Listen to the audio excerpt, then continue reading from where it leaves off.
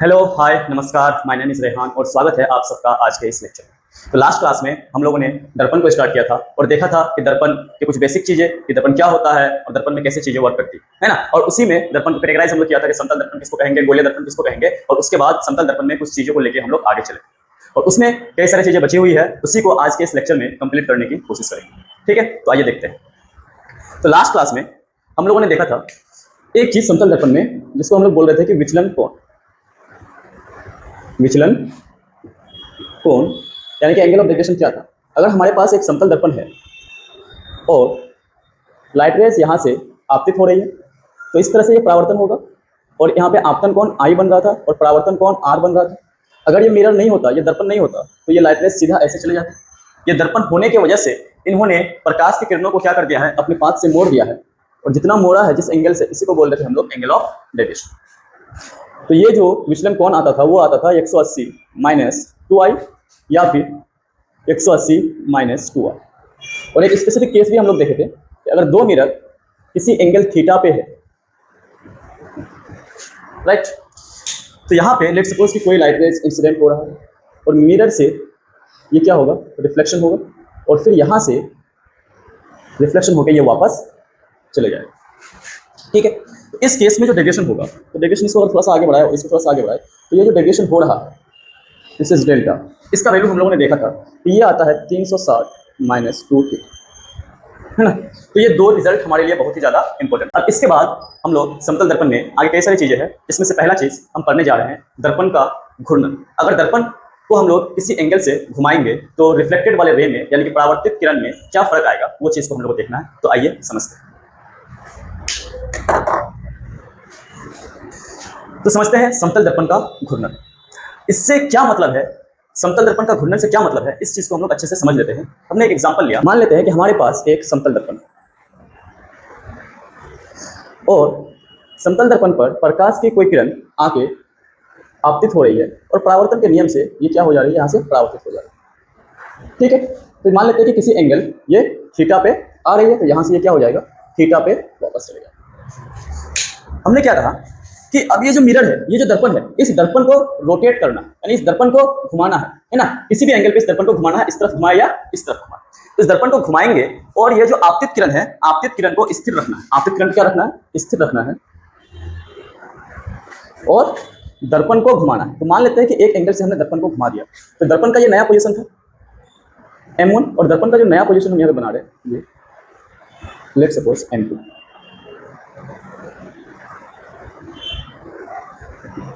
ठीक है, मान लेते हैं कि दर्पण को हमने फाई एंगल से घुमा दिया। M1 से M2 को जब घुमाए हैं तो कितना एंगल से, फाई एंगल से घुमाए हैं। तो हमको देखना है, क्योंकि अभी आपतित किरण को वैसे रखे तो देखना है कि परावर्तित किरण में कितना फर्क आता है। तो जैसे ही हम लोग यहाँ पे ये कर देंगे, इसको घुमा देंगे, तो परावर्तित किरण कुछ इस तरह से आएगा। जैसे ये थीटा है और दर्पण को अगर घुमा दिए तो नॉर्मल ये N1 था पहले वाला, अब ये नॉर्मल नया वाला नॉर्मल यहाँ से ये हो जाएगा N2। राइट, अब ये 5 घूम गया है तो ये एंगल भी यहाँ से कितना हो जाएगा, 5 हो जाएगा। राइट, अब ये टोटल कोण को अगर ध्यान से ऑब्जर्व करें, यहाँ पे ये जो टोटल कोण यहाँ पे बन रहा है, इसको कोण को अगर ध्यान से ऑब्जर्व करें तो ये टोटल कोण हो जाएगा थीटा प्लस 5। ठीक है, और जब थीटा प्लस 5 से लाइट रेज आके यहाँ पे आपतित हो रहा है तो उतना ही कोण बना के यहाँ से क्या होगा, परावर्तन भी होगा। ये वाला, ये R1 पहला था और ये R2 तो यहाँ से यहाँ वाला जो कोण होगा, ये कोण भी कितना होगा, थीटा प्लस 5। क्या इतनी बात आप लोगों को समझ में आई? अब हम लोग देख रहे हैं कि अगर मिरर को हम लोग फाई से रोटेट किए हैं तो यहाँ से R1 और R2 का जो वैल्यू आया है ये कितना रोटेट कर गया, यानी कि ये वाला कोण हमको निकालना है, ये वाला कोण हमको निकालना है, ये कितना कोण यहाँ से रोटेट हो चुका है। इसको हम लोग बोल देते हैं लेट्स सपोज कि डेल्टा यहाँ से क्या हो गया, रोटेट हो गया। तो इसी डेल का वैल्यू हम लोग को फिर से फाइंड आउट करना है। कैसे करेंगे, आइए देखते हैं। सबसे पहले इसको ऑब्जर्व कीजिए, ये टोटल कोण यहाँ से इंसिडेंट रे जो हमारे पास आई था, इस आपतित किरण और ये R2 परावर्तित किरण के बीच का टोटल एंगल को देखिए। तो टोटल एंगल को अगर देखेंगे तो एक बार में तो आया थीटा प्लस 5, यहाँ से यहाँ तक आया ना थीटा प्लस 5, और फिर यहाँ से यहाँ थीटा प्लस 5, तो टोटल एंगल तो ये हो जाएगा 2 into theta plus 5, theta plus 5 plus theta plus 5, तो 2 इंटू थीटा प्लस 5। अब इसी को अगर ध्यान से देखेंगे तो यहाँ से यहाँ ये थीटा है कि नहीं, और फिर यहाँ से यहाँ ये थीटा और यहाँ से यहाँ ये क्या है, डेल्टा। समझ पा रहे बात को? यहां से यहां ये थीटा और यहां से यहां ये फिर से थीटा और यहां से यहां ये कितना आया डेल्टा। इसके बाद ये इसके बराबर हो जाएगा 2 थीटा प्लस डेल्टा। और यहां से हम किसका वैल्यू निकालना है? डेल का वैल्यू निकालना है। यहाँ पे अगर देखेंगे तो ये आ गया 2 theta plus 5, 2 theta plus 2 theta से 2 थीटा तो कैंसिल हो जाएगा 2 5 और यहाँ से जो डेल का वैल्यू आएगा ये आएगा 2 5। इसका मतलब क्या हुआ? इसका मतलब क्या हुआ? ध्यान से ऑब्जर्व कीजिए और ये रिजल्ट है और बहुत ही इंपॉर्टेंट रिजल्ट। समझ आई बात? देखिए कि हमने क्या किया, दर्पण को फाई से घुमा दिया और जब दर्पण को फाई से घुमा दे रहे हैं तो यहाँ पे जो मतलब कि पहले जो परावर्तित किरण था और बाद में जो परावर्तित किरण था उसके बीच का एंगल डेल्टा वो कितना आ गया 2 फाई आ गया। मतलब अगर ये 5 है तो यहाँ से यहाँ ये कितना हो जाएगा 2 फाई। कहने का मतलब ये है कि अगर मिरर किसी भी एंगल से रोटेट हो रहा है अल्फा से तो ये हो जाएगा 2 अल्फा। कहने का मतलब ये है कि अगर ये 30 है तो ये कितना हो जाएगा 60, अगर ये 60 है तो ये कितना हो जाएगा 120। क्या बात समझ आ रही है? तो मतलब अगर मिरर को हम लोग जिस एंगल से रोटेट करेंगे उसका डबल से ये क्या हो जाएगा, घूम जाएगा। किस केस में? जब आपतित किरण क्या हो, स्थिर हो और समतल दर्पण में रोटेशन हो। तो पहला ये वाला चीज हमको याद रखना, बहुत ही इंपॉर्टेंट रिजल्ट। एक बात और इसमें याद रखनी है वो ये कि ध्यान से देखिए, अगर हमारे पास ये मिरर और यहाँ पे इंसिडेंट रे ये जो है स्थिर है तो रिफ्लेक्टेड रे लेट सपोज कि ये आया R1, ये है M1।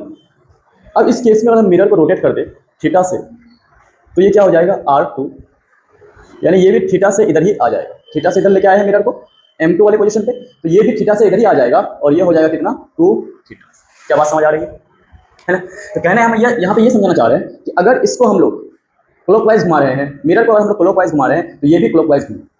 अगर इसको हम लोग मिरर को एंटी क्लॉकवाइज घुमाएंगे, कुछ नया वाला पोजीशन पे घुमाएंगे, जैसे कि मिरर को हमने थीटा से इधर रोटेट कर दिया तो जो रिफ्लेक्टेड रे था लेट सपोज कि ये M3, तो जो रिफ्लेक्टेड रे था वो ऐसे घूम जाएगा R3, मतलब ये भी इस तरफ को घूम जाएगा और कितना से 2 थीटा से। क्या बात समझ आ रही है यहाँ पे? तो कहने का मतलब ये है कि अगर घड़ी की दिशा में आप दर्पण को घुमा रहे हैं तो जो परावर्तित रे है, परावर्तित किरण है, वो भी घड़ी की दिशा में और घड़ी की अपोजिट दिशा में जाइएगा, यानी कि विपरीत दिशा में जाइएगा तो ये किरण भी विपरीत दिशा में घूमेगा। तो ये पॉइंट याद रखेंगे। और कितना से घूमेगा? अगर ये थीटा से तो वो 2 थीटा से। ठीक है। एक बात और इसमें, जब जो दर्पण है, दर्पण स्थिर हो, दर्पण क्या हो, स्थिर, तो दर्पण को अभी हम लोग क्या कर दे रहे हैं, स्थिर कर दे रहे हैं। और यहाँ से ये नॉर्मल ड्रॉ किए, अभी हम लोग जो है आपतित किरण को घुमाने की कोशिश करें तो ये I1 की पोजीशन में लेट सपोज कि ये क्या होगा R1। तो अगर ध्यान से देखो, इसको हम लोग इधर लेके आए थीटा एंगल से, इसको अगर हम लोग इसको थीटा एंगल से इधर लेके आए, ये एंगल कितना हमारे पास बन रहा है थीटा। तो हमने देखा है परावर्तन के नियम से कि जितना दूरी पे ये होगा उतना ही थीटा पे ये भी बनेगा। तो ये थीटा इधर आ जा रहा है तो ये भी क्या हो जाएगा, थीटा इस तरफ को आ जाएगा यहाँ से, है ना। तो ये I2 है और ये R2। ठीक है। और एक बात और ऑब्जर्व किया जाए इसमें, अगर वो ये कि अगर हम थीटा से इसको पीछे की ओर ले जाए, ऐसे पीछे की ओर ले जाए, तो थीटा से अगर हम इसको पीछे की ओर ले जाएंगे तो ये भी थीटा से क्या हो जाएगा, पीछे की ओर आ जाएगा, क्योंकि परावर्तन कोण और आपतन कोण बराबर होना चाहिए। तो ये भी क्या हो जाएगा, थीटा से इस तरफ की ओर आ जाएगा। अगर ये I3 है तो ये हो जाएगा R3। अब ध्यान से इसमें और इस केस में थोड़ा सा डिफरेंस। पहला डिफरेंस तो ये है कि अगर दर्पण थीटा से घूम रहा है तो इसमें क्या आ रहा है 2 थीटा, और अगर ये चीज को ध्यान से देखेंगे तो थीटा से आ रहा है तो ये थीटा से ही आ रहा है। लेकिन इसका दिशा की अगर बात किया जाए तो जिस तरफ दर्पण घूमेगा उसी तरफ परावर्तित रे भी घूमेगा। समझ में आई बात की नहीं?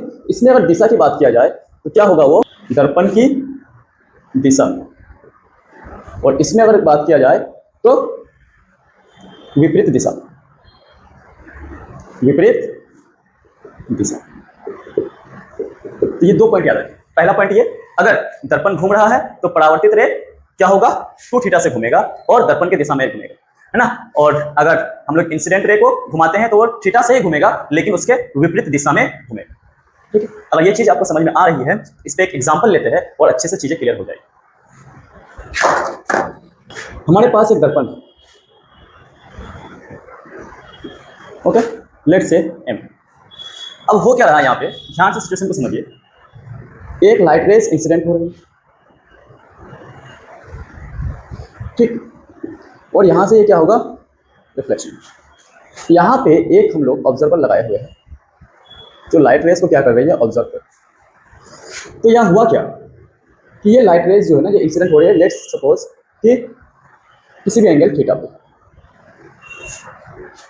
अब क्वेश्चन ये है, ध्यान से सुनिएगा, क्वेश्चन ये है कि अगर हम इसको, इस लाइट रेस को 20 डिग्री से इस तरफ घुमा दे, रोटेट कर दे, 20 डिग्री से इस तरफ रोटेट कर दे, तो मिरर को कितना घुमाना पड़ेगा, दर्पण को कितना और किस तरफ रोटेट करना पड़ेगा कि ये लाइट रेस फिर से यहीं पे आके पहुंचे, यहीं पे ऑब्जर्व। क्वेश्चन समझ पा रहे कि नहीं? ये सिचुएशन है अभी, है ना, इंसिडेंट है, यानी कि आपकी तरह आ रही थी और आने में थीटा एंगल से आ रही थी मिरर पे, और यहाँ से ये रिफ्लेक्शन होकर कोई ऑब्जर्वर यहाँ पे इसको ऑब्जर्व कर रहा है। क्वेश्चन ये है कि इस लाइट रेस को हम अगर 20 डिग्री से घुमा दे तो मिरर को कितना से किस तरफ घुमाना पड़ेगा, कितना से और किस तरफ घुमाना पड़ेगा कि फिर से ये लाइट रेस जो है यहीं पे आने लगे। ठीक है, तो आइए समझते हैं। तो 1 बाय 1 समझते हैं। इसमें हम लोगों ने क्या किया, 20 डिग्री से इसको घुमा दिया। तो जब 20 डिग्री से लाइट रेस को घुमा देंगे, ये नॉर्मल का कंडीशन, 20 डिग्री से अगर इसको हम घुमा देंगे, इसको हमको फिक्स रखना है, ये वाला चीज़ को हमको फिक्स रखना है, तो इसको हम पहले बना लेते हैं कि ये पहले यहाँ पे था और यहाँ पे ये आई था और ऐसे आ रहा। लेकिन इसको 20 से जैसे इधर लेके आए, है ना, ये इनिशियल पोजीशन था, फाइनल पोजीशन 20 जैसे इधर लेके आए, तो ये भी इधर शिफ्ट हो जाएगा 20 से, ये भी कितना से शिफ्ट हो जाएगा 20 से, क्योंकि ये इस तरफ चल रहा है तो ये इसके अपोजिट डायरेक्शन में चलेगा। अभी हम लोगों ने समझा। और जब ये 20 से इस तरफ को शिफ्ट हो गया, तो दर्पण को अगर हम इसी तरफ घुमाएंगे तो ये और भी उधर चले जाएगा, क्योंकि दर्पण की दिशा और ये घुमाने की जो दिशा होती है वो सेम होती है। तो दर्पण को जाहिर सी बात है कि हमको किधर घुमाना पड़ेगा, इधर घुमाना पड़ेगा, घड़ी की दिशा की तरफ घुमाना पड़ेगा, क्लॉकवाइज घुमाना पड़ेगा, तभी वो यहाँ से यहाँ आएगा। ठीक है, लेकिन हम लोग जानते हैं कि दर्पण को, एक चीज तो हम लोग समझ गए कि इस तरफ घुमाएंगे दर्पण को, लेट सपोज कि यहाँ पे घुमा दिया हम लोग एंगल से, अल्फा एंगल से। जब दर्पण को अल्फा एंगल से घुमा रहे हैं, इसको तो 20 डिग्री यहाँ आना है, इसको कितना घूमना पड़ेगा, 20 डिग्री घूमना पड़ेगा। अगर ये अल्फा एंगल से इधर घुमा दिए तो इसका मतलब ये यहाँ जो आ रहा है तो ये 2 अल्फा बनेगा। इसका मतलब ये है कि 2 अल्फा का वैल्यू कितना होना चाहिए, 20। इसका मतलब ये है कि अल्फा का वैल्यू कितना होना चाहिए, 10 डिग्री, और किधर, घड़ी की दिशा में होना चाहिए। आई होप कि यहाँ पे आप लोगों को समझ में आए। आइए एक और एग्जांपल लेते हैं, इससे आपकी अंडरस्टैंडिंग और बढ़ जाएगी। तो दूसरा एग्जांपल हमारे पास ये है, सिचुएशन को समझिए। एक हमारे पास दर्पण है, इस दर्पण में एक लाइट रेस इंसिडेंट हो रहा है विथ द दर्पण 30 डिग्री का कोण, कितने डिग्री का कोण बना के, 30 डिग्री का कोण बना के यहाँ पे दर्पण में इंसिडेंट हो रहा है। तो यहाँ से कुछ, यहाँ से ये परावर्तन होगा, और हम लोग सब जानते हैं कि ये भी 30 डिग्री का कोण बनेगा परावर्तन के बाद, है ना, क्योंकि ग्लांसिंग एंगल जो क्या होता है वो सेम होता है। अब अगर ध्यान से देखो, क्वेश्चन ये है कि इस दर्पण को कितना रोटेट कर दिया जाए ताकि ये जो रेज है, इस दर्पण को कितना रोटेट कर दिया जाए ताकि ये जो रेज है ना, ये जो R1 यहाँ पे आ रही है, ये R1 ये यहाँ पे इस लाइन पे शिफ्ट हो जाए, वर्टिकल हो जाए, यानी कि ऐसे खड़ा हो जाए, सीधा ऊर्ध्वाधर हो जाए। तो इसके लिए ये लाइट रेज ऐसे हो जाए। कब, मिरर को कितना हम घुमा देते, तो मिरर को अगर हम थीटा से घुमा देते तो थीटा का वैल्यू क्या होना चाहिए, क्वेश्चन समझ पा रहे हैं? एक दर्पण है, दर्पण में आपकी किरण आ रही है तो परावर्तन होगा इस तरह से। कह रहे कि इसको कितना घुमा दे कि ये यहाँ से यहाँ पे शिफ्ट हो जाए, सीधा हो जाए। तो ये भी घूर्णन से है और इजीली आप लोगों को समझ में आएगा। तो क्या करना है, हमको रिफ्लेक्टेड रे को कितना घुमाना पड़ेगा, ये 30 पे आ रहा है तो ये 30 तो कितना घुमाना पड़ेगा, 60 घुमाना पड़ेगा। और किस तरफ घुमाना पड़ेगा, घड़ी की विपरीत दिशा में घुमाना पड़ेगा। तो इस तरफ को अगर जा रही है तो ये दर्पण भी उसी तरफ घुमाना पड़ेगा, और ये 60 है तो दर्पण को मान लेते हैं कि थीटा से हमने इसी तरफ घुमा दिया। नाउ दर्पण का पोजीशन ये है और जिसका वैल्यू क्या है हमारे पास, इसमें एंगल का वैल्यू क्या है हमारे पास, थीटा। अगर ये थीटा से घुमाएंगे तो ये कितना घूम जाएगा यहाँ पे 2 थीटा, और 2 थीटा का वैल्यू कितना होना पड़ेगा, 60 डिग्री। इसका मतलब ये है कि थीटा का वैल्यू कितना होना पड़ेगा, 30 डिग्री। क्या बात समझ आ रही है? इसका मतलब ये हुआ कि अगर हमारे पास, हम दर्पण को 30 डिग्री पे ऐसे रखे, कितने डिग्री पे रखे, 30 डिग्री पे दर्पण को रखा जाए, और इस दर्पण से अगर 30 डिग्री का एंगल बना के कोई लाइट रेज आ रही है तो इसको सीधा भेज देगा ये वापस, ऐसे परावर्तन। क्या बात को समझ पा रहे हैं? तो ये था दर्पण के घूर्णन का प्रभाव। इसके बाद समतल दर्पण में एक और इलस्ट्रेशन आता है जिसमें हम लोग समझेंगे प्रतिबिंब की चाल। तो आइए उसको समझते हैं। तो प्रतिबिंब की चाल या स्पीड ऑफ इमेज से हम क्या समझते हैं, इसमें कई सारे केसेस बनेंगे, तो 1 बाय 1 हम इस चीज़ों को समझने की कोशिश करते हैं। तो आइए समझते हैं। सबसे पहले फर्स्ट केस ये है, हम लोग मान लेते हैं कि हमारे पास एक दर्पण है। इस केस में अभी दर्पण को हम लोग स्थिर रखेंगे, ठीक है, और यहाँ पर कोई भी ऑब्जेक्ट है, ठीक है, तो कोई भी बीम यहाँ पर है। अब इस बीम को हम इस तरफ चलाने की कोशिश करें, तो यहाँ पे जो भी ऑब्जेक्ट होगा, जो भी इसका इमेज बनेगा, जो भी प्रतिबिंब होगा, ये प्रतिबिंब भी इस तरफ चलेगा, जाहिर सी बात है ना। और अगर हम यहाँ पे यहाँ से यहाँ आ जाए t समय में, यहाँ से यहाँ x दूरी तय कर ले, तो ये भी t समय में, क्योंकि यहाँ पे आ गया है, तो इसका प्रतिबिंब जाहिर सी बात है यहाँ बनेगा, तो t समय में x दूरी तय कर लेगा। यानी कि हम दूरी को समय से डिवाइड करके इसकी चाल निकाल सकते हैं, है ना। तो यहाँ पर भी क्या होगा, x/t जो v के ही बराबर होगा। पहला केस ये। दूसरा देखिए ध्यान से, हमारे पास ये दर्पण है, दर्पण स्थिर है, यहाँ पर कोई ऑब्जेक्ट है, वो दर्पण के लंबवत चल रहा है, उस टाइम पे दर्पण के समांतर चल रहा था। तो यहाँ पर जो इसका ये बीम है और इसकी प्रतिबिंब यहाँ पे,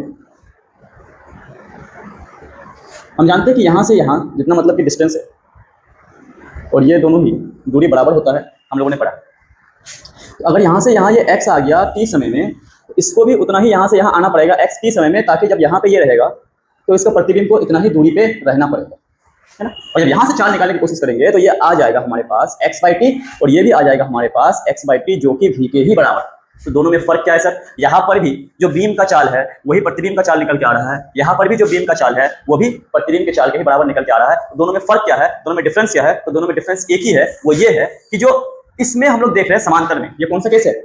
समांतर का। और ये कौन सा केस है? लंबवत का।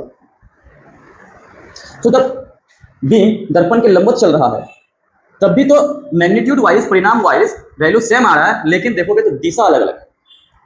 ये अगर इस दिशा में चल रही है तो ये इसके विपरीत दिशा में चल रही है, बात समझ पाएगी। और इसमें क्या है, दिशा भी सेम है, सब कुछ सेम है। तो कहने का मतलब ये है कि हमारे पास अगर ये समतल दर्पण है और समतल दर्पण के पैरेलल समांतर अगर कोई ऑब्जेक्ट चलेगा तो उसका वेलोसिटी, उसके वेग की बात करें तो उसका दिशा भी उधर ही होगा और उसका जो आपका मैग्नीट्यूड है 5 मीटर पर सेकंड से चल रहा है तो वो भी 5 मीटर पर सेकंड से ही चलेगा। लेकिन अगर ये समतल दर्पण हमारे सामने रख दिया जाए और हम इस तरफ से जाएंगे तो हमारा जो इमेज है, हमारा जो प्रतिबिंब है वो मेरे तरफ आता हुआ मालूम पड़ेगा, उतना ही वेलोसिटी से आएगा लेकिन एक दूसरे के अपोजिट आएगा। क्या बात समझ आ रही है? और ये सारा चीज जो हम लोग निकाल रहे हैं वो किसके सापेक्ष निकाल रहे हैं? दर्पण के सापेक्ष निकाल रहे हैं, दर्पण के सापेक्ष बात कर रहे हैं। क्या बात समझ आ रही है? इस केस में एक चीज और है, अगर हम लोग इस बीम के सापेक्ष में बात करें, किसके सापेक्ष में बात करें? बीम के सापेक्ष में बात करें, बीम की सापेक्ष अगर बात किया जाए तो बीम की सापेक्ष क्या होगा? इस बीम को कितना लगेगा कि प्रतिबिंब किस चाल से आ रही है? तो अगर ये v से आ रही है तो ये क्या हो जाएगा? इसका डबल इसको मालूम है, क्योंकि ये भी v से इधर जा रहा है लेकिन अपोजिट डायरेक्शन में जा रहा है। तो ये सापेक्षिक गति का केस आ गया। तो यहाँ से इसको बीम के सापेक्ष में अगर ये v से इधर जा रही है तो ये कितना से आ जाएगा? 2v से आता हुआ मालूम पड़ेगा। तो अब समांतर के केस में क्या होगा कि सेम रहेगा। तो समांतर के केस को एनालाइज नहीं करेंगे हम लोग, जो भी एनालिसिस करेंगे वो लंबवत वाला यानी कि परपेंडिकुलर वाला करेंगे, ठीक है। तो आइए देखते हैं इसमें और भी कैसे केसेस।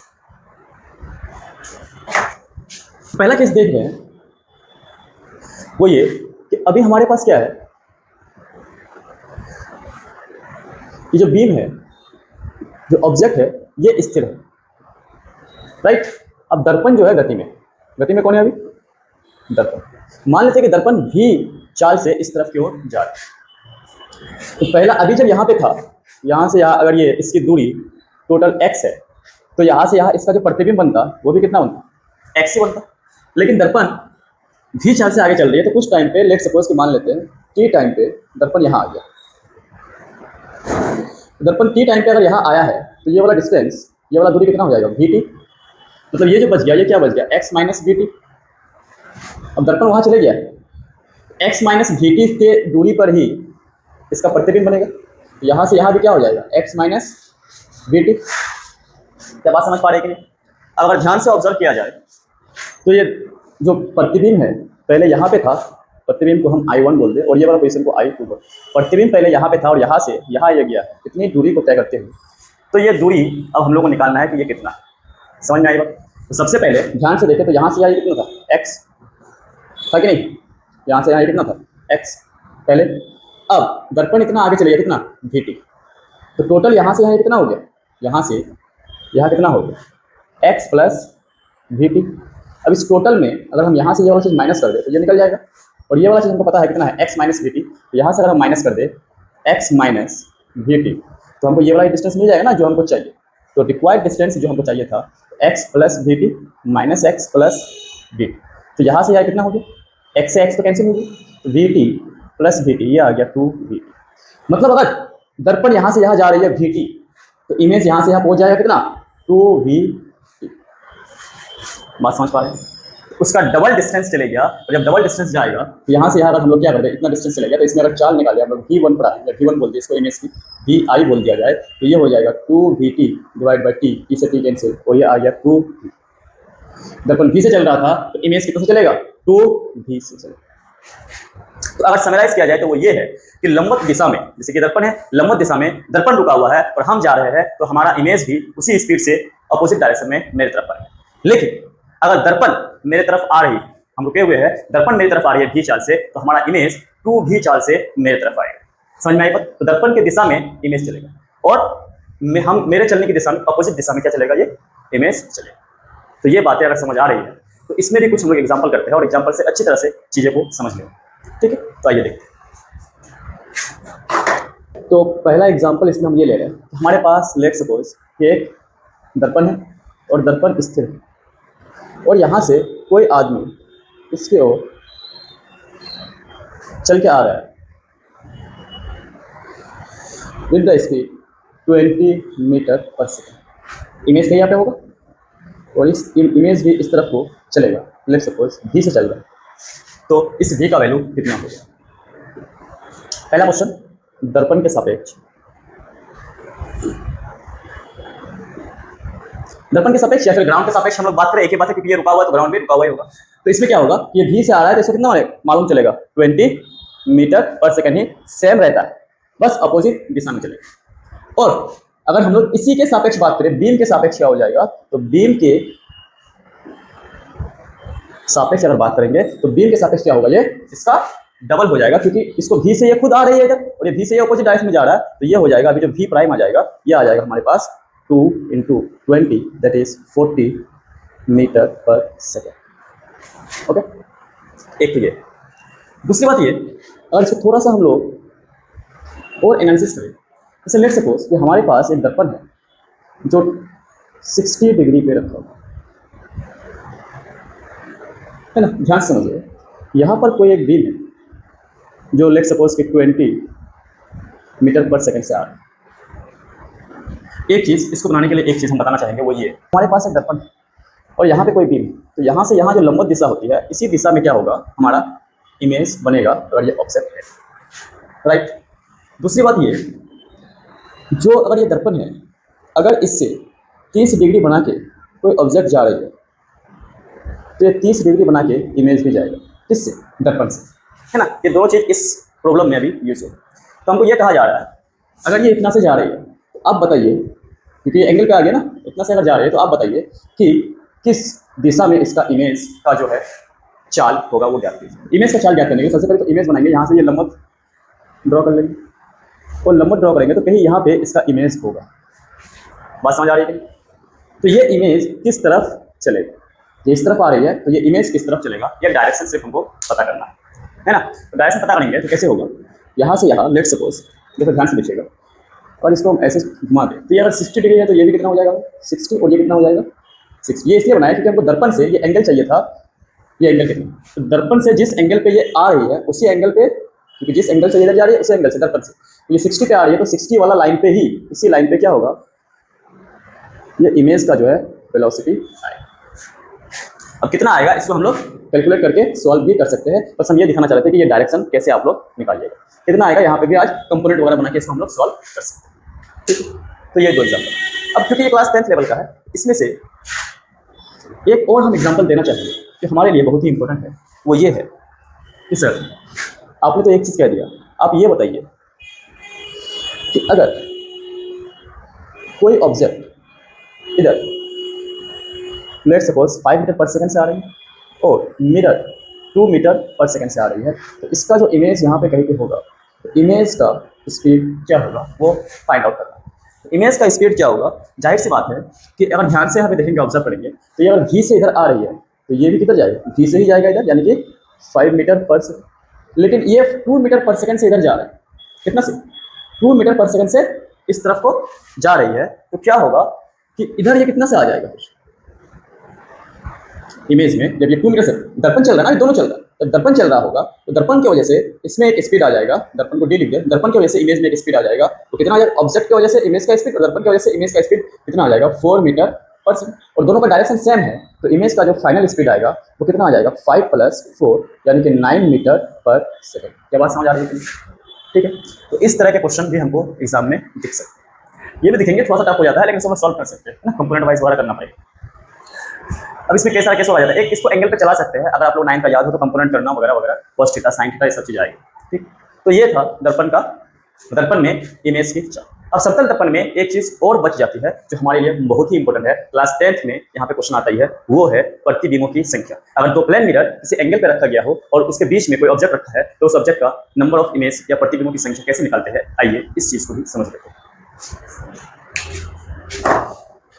प्रतिबिंबों की संख्या या नंबर ऑफ इमेजेस कब, जब दो प्लेन मिरर या दो दर्पण एक एंगल पे झुका। मान लेते हैं कि हमारे पास दो समतल दर्पण है, M1 और दूसरा है M2। M1 और M2 एक कोण थीटा पे इस तरह से झुका हुआ है। अब एक चीज आप लोगों को आनी चाहिए, वो ये कि इस कोण का समद्विभाजक, यानी कि इस कोण को दो बराबर भाग में अगर बांट दे, इसको हम लोग बोलते हैं, जैसे कि ये एंगल जितना हो ये कोण भी उतना ही हो, इसको हम लोग बोलते हैं समद्विभाजक। इसका यूज है यहाँ, समझ में आई बात? सबसे पहले इस तरह का अगर हमारे पास सेटअप होगा तो कैसे, बहुत ही आसानी से समझा रहे हैं, आराम से समझिए। एक क्वांटिटी जिसको हम लोग बोलेंगे स्मॉल n, आपको कैलकुलेट कर लेना है। ये स्मॉल n का वैल्यू होता है 360 divide by theta, 360 divide by theta. इसी से अगर यहाँ पे एनालिसिस किया जाए तो तीन चीजें हमारे पास निकल के आएगी। जो स्मॉल n होगा या तो वो सम संख्या होगा, या फिर वो विषम संख्या होगा, या फिर वो कोई भिन्न हो सकता है। क्यों? क्योंकि 360 एक नंबर है और थीटा भी एक नंबर आएगा। इसी एक नंबर को दूसरे नंबर से जब हम डिवाइड करेंगे तो सम नंबर आ सकता है, विषम आ सकता है, या भिन्न आ सकता है। सम का मतलब क्या होता है, इवन आ सकता है, या ऑड आ सकता है, या फिर कोई फ्रैक्शन आ सकता है। समझ में आई बात? अब तीनों के केस में अलग अलग हम लोग को पढ़ना है। ठीक है, अगर n का वैल्यू इवन आ गया, यानी कि कोई सम संख्या आ गया, सम संख्या आ गया, तो जो नंबर ऑफ इमेज होगा, जो प्रतिबिंबों की संख्या होगा, नंबर ऑफ इमेज होगा, इसको हम लोग एक नोटेशन कैपिटल N से इसको याद रखें, कैपिटल N से दिखाएंगे, और स्मॉल n हमारा वो वाला क्वांटिटी है। जो नंबर ऑफ इमेज होगा वो होगा n का वैल्यू जो होगा वो होगा स्मॉल n माइनस 1। किस केस में? सम के केस में। फॉर एग्जाम्पल अगर हमारे पास थीटा का वैल्यू 90 डिग्री आ जाए, कितना आ जाए? 90 डिग्री आ जाए। सबसे पहले हम लोग कैलकुलेट कर लेंगे 90 का मतलब कि दो प्लेन मिरर इस तरह से रखा हुआ और ये 90 है ना। तो सबसे पहले हम लोग n कैलकुलेट कर लेंगे 360 डिवाइड बाई नंबर, और उसको कट करेंगे तो ये आएगा कितना 4, यानी कि n का वैल्यू कितना आ गया 4, जो कि एक सम संख्या, सम संख्या समझते ना, 2 से कट जाएगा पूरा, जो कि क्या है, एक सम संख्या है। तो नंबर ऑफ इमेज जो होगा, यानी कि n का जो वैल्यू होगा, कितना प्रतिबिंब बनेगा, तो 4 - 1 यानी कि 3 प्रतिबिंब बनेगा।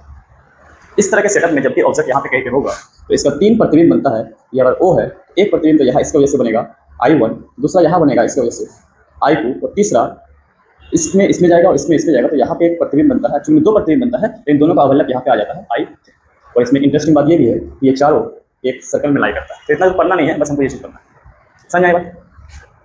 दूसरी बात, जब n विषम होगा, जब n क्या होगा, विषम होगा, तो विषम के केस में दो चीज आ जाता है। विषम संख्या होगा, है ना, कौन n। तो जब n विषम संख्या होगा, इसमें हमको ध्यान रखना है दो चीज। एक तो ये कि जब ऑब्जेक्ट यानी कि O समद्विभाजक पर लाई करे, समद्विभाजक पर स्थित हो, जब ऑब्जेक्ट यानी कि O समद्विभाजक पर स्थित नहीं हो। ध्यान से समझिए क्या कहने का मतलब मेरा ये है कि अगर हमारे पास कोई प्लेन मिरर है, लेट सपोज थीटा कोई एंगल है, और इससे जब हम लोग n का वैल्यू निकाल रहे हैं तो वो विषम आ गया, तो इसका समद्विभाजक ये होगा, या तो ऑब्जेक्ट इस समद्विभाजक पर लाई करे हो, या फिर क्या हो, इस समद्विभाजक पे ऑब्जेक्ट लाई नहीं करे, ऑब्जेक्ट कहीं भी हो, इसको इस लाइन को छोड़ के यहाँ हो, यहाँ हो, यहाँ हो, कहीं भी हो। तो इस केस में इमेज अलग अलग आ जाती है। समझ में आई बात? सम के केस में नहीं, सम जब भी आएगा समद्विभाजक पर रहे नहीं रहे फिर भी n-1 ही होता है। लेकिन जब समद्विभाजक पर रहता है तो नंबर ऑफ इमेजेस समद्विभाजक के केस में तो n-1 हो जाता है, लेकिन इस केस में n ही रहता है। इस केस में क्या रहता है? n ही रहता है। फॉर एग्जाम्पल अगर इसका एक एग्जाम्पल किया जाए तो हम थोड़ा सा जगह बना लेते हैं।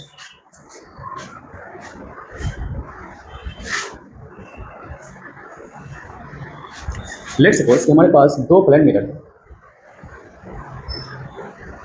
और यहाँ पर एंगल जो थीटा बन रहा है वो बन रहा है 120 डिग्री। सबसे पहले तो स्मॉल एन का वैल्यू हम लोग कैलकुलेट करेंगे। ये हो जाएगा 360 डिवाइड बाई थीटा, यानी कि 360 डिवाइड बाई 120, और जब इसको कट करेंगे तो 0 से 0 कैंसिल और ये आ जाएगा हमारे पास 3। अब जब 3 आ गया, क्योंकि ये विषम है, ऑड है, तो यहाँ पे दो केस हमको देखना पड़ेगा। इसका समद्वि भाजक अगर बनाया जाए तो जब समद्वि भाजक पर होगा, समद्वि भाजक पर होगा तो, और जब नहीं होगा तो जब विषम आ जाएगा तो दो केस, या तो 3 इमेज बनेगा या फिर 3 से एक कम 2 इमेज बनेगा। तो जब समद्वि भाजक पर होगा तो 2 इमेज बनेगा, और जब समद्वि भाजक पर नहीं होगा तो 3 इमेज बनेगा, यानी कि स्मॉल n-1 या स्मॉल n। बात समझ में आ रही है? तो ये थे कुछ एग्जाम्पल। लेकिन सर एक चीज़ और आपने कहा था कि अगर भिन्न आ जाए, हाँ भिन्न आ सकता है। जैसे कि एक फेमस एग्जाम्पल हमारे पास रहता है, theta is equal to 50 degree. तो स्मॉल n का वैल्यू अगर यहाँ से हम लोग कैलकुलेट करेंगे 360 डिवाइड बाई 50, दैट इज ये आ जाएगा 7.2, राइट। 7.2 आ रहा है ना, ये सम आ रहा है ना विषम, मतलब कुछ कह नहीं सकते। तो अगर ध्यान से इस चीज़ को ऑब्जर्व करें तो, क्योंकि इसमें जैसे कि यहाँ पे अगर ये है ना, इसकी वजह से यहाँ पर कहीं पे बनेगा इमेज, फिर यहाँ पे कहीं पे बनेगा इमेज, फिर ये इमेज की वजह से यहाँ पे कहीं पे इमेज यहाँ पे जाएगा, फिर इधर कहीं पे इमेज बनेगा, फिर इसका इमेज जो है, ये जो इमेज आया इसका इमेज फिर यहाँ पर कहीं पे। इस तरह से कई सारे इमेज मतलब रे डायग्राम से हम लोग खींचते हैं। उसके बाद ये फॉर्मूला हम लोगों ने शॉर्टकट में निकाला। तो एक्चुअल तो अच्छा यानी कि बेहतर तरीका वही होगा कि इसका रे डायग्राम बना के निकाला जाए, लेकिन इसमें अगर केसेस वाइज ज़्यादा ध्यान नहीं दे हमारे लेवल में, तो जो कंप्लीट नंबर आता है ये हमारा नंबर ऑफ इमेज हो जाता है। नंबर ऑफ इमेज यानी कि एन तो हमने लिख दिया कि नंबर ऑफ इमेज, एन का वैल्यू जो यहाँ पे आ जाएगा 7 आ जाएगा। डेसिमल वाला पॉइंट पार्ट को यहाँ पे नहीं लेते, तो जो भिन्न वाला क्वेश्चन है उसको नहीं लेना। ओके, लेकिन कुछ केस में कंसिडर करेंगे, वो थोड़ा सा टेक्निकल चीज़ें हैं। फिलहाल के लिए यही हम लोग इसका यूज करें। तो ये थे कुछ एग्जाम्पल और कुछ एनालिसिस, लेकिन हम चाहेंगे कि इन सारे टॉपिक में जो हम लोग समतल दर्पण में पढ़े हैं, जैसे चाहे विचलन का केस हो जाए या चाल हो जाए, इसमें दर्पण में प्रतिबिंब की चाल हो जाए, या दर्पण का रोटेशन हो जाए, या फिर नंबर ऑफ इमेजेस हो जाए, इन सारी चीज़ों को लिए हम कुछ क्वेश्चन लेके आएंगे, है ना। उसमें से मैक्सिमम 8-10 क्वेश्चन हम लोग करेंगे, ताकि और भी होलिस्टिक वे में ये सारा चीज़ हमारा क्लियर हो जाए। ओके, तो आज का लेक्चर यही तक रखते हैं। अब इसके जस्ट बाद हम लोग गोले दर्पण स्टार्ट करेंगे, ठीक है। और इसमें कुछ और अपडेट करना होगा तो उसके बारे में बताइएगा। बाकी थैंक यू सो मच।